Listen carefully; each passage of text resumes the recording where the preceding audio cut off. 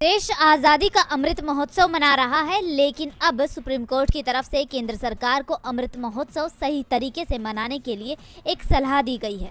दरअसल supreme court ने सालों से जेल में बंद कैदियों की रिहाई को लेकर चिंता जाहिर की है। सुप्रीम कोर्ट ने कहा कि आज़ादी के अमृत महोत्सव के इस खास अवसर पर इन कैदियों को रिहा करना ही जश्न मनाने का सही तरीका होगा।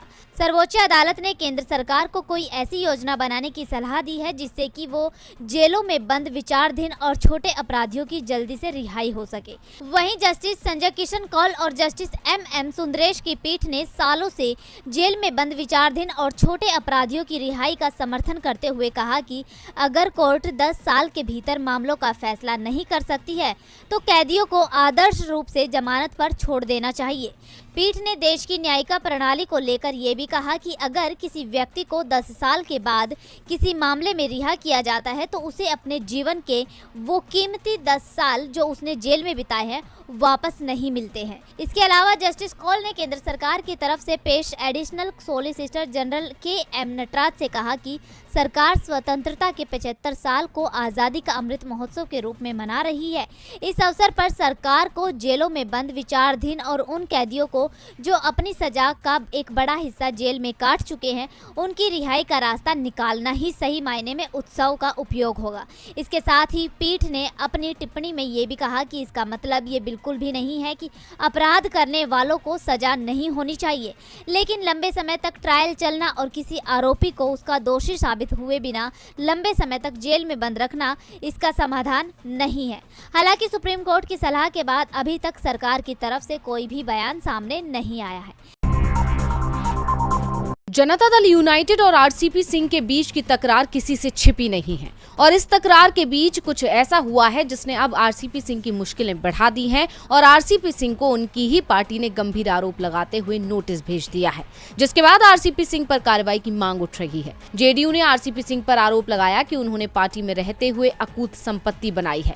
जेडीयू नेताओं ने आरसीपी सिंह पर 9 साल में 58 प्लॉट खरीदने का गंभीर आरोप लगाया है और अब जेडीयू ने आरसीपी सिंह को इस मामले में नोटिस भेजकर जवाब मांगा है।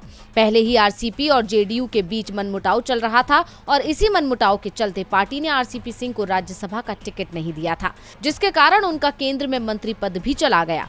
इतना ही नहीं, आरसीपी सिंह को लेकर लगातार अटकलें भी लगती रही कि वो बीजेपी में शामिल हो सकती हैं और इन अटकलों ने उस समय जोर ज्यादा पकड़ा था जब आरसीपी सिंह ने अपने ट्विटर प्रोफाइल में बदलाव किया था। हालांकि आरसीपी लगातार इन अटकलों को खारिज ही करते रहे हैं, लेकिन जेडीयू और आरसीपी सिंह के बीच की दूरियां कम होने का नाम नहीं ले रही हैं। वहीं अब उनके खिलाफ जेडीयू की इस कार्रवाई ने राजनीतिक हलचल को और ज्यादा बढ़ा दिया है।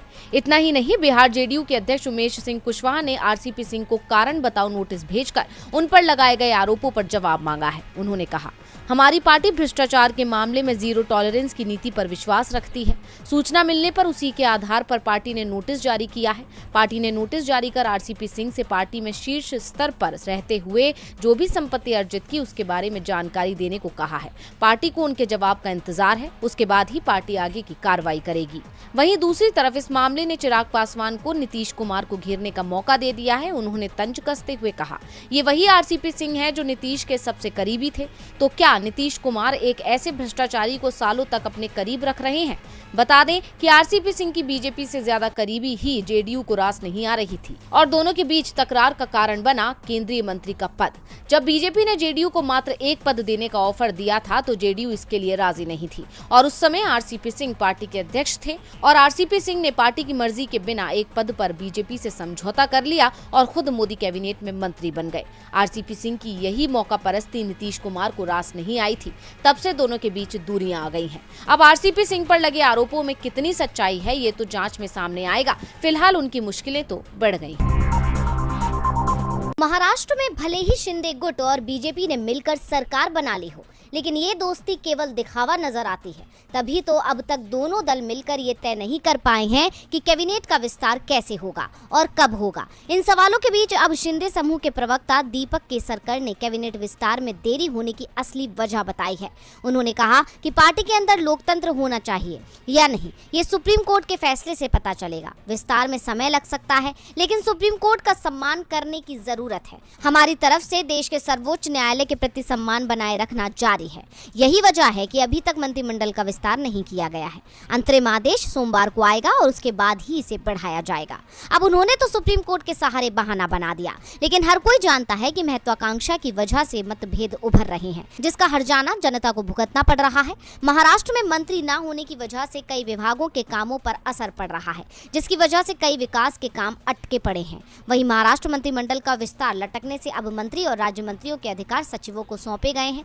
अब जहां एक तरफ सरकार अधिकारियों को काम सौंप रही है, वहीं दूसरी तरफ कैबिनेट विस्तार की संभावित सूची सामने आई है, जिसमें चंद्रकांत पाटिल, सुधीर मुनगंटीवार, गिरीश महाजन, रविंद्र चव्हाण, राधाकृष्ण विखे पाटिल, प्रवीण दारेकर, नितेश राणे, बबन राव लोड़ीकर को भाजपा कोटे से मंत्री बनाए जाने की संभावना है, जबकि शिंदे समूह से शंभुराजे देसाई, संजय सिरसट, अब्दुल सत्तार, संदीपन भुमरे, गुलावराव पाटिल, दादा भूसे, उदय सामंत, दीपक केसरकर के नाम सामने आए हैं। अब इन दिग्गजों को जगह मिलेगी या नहीं, ये तो आने वाला वक्त ही बताएगा। फिलहाल तो कलह के संकेत मिल रहे हैं।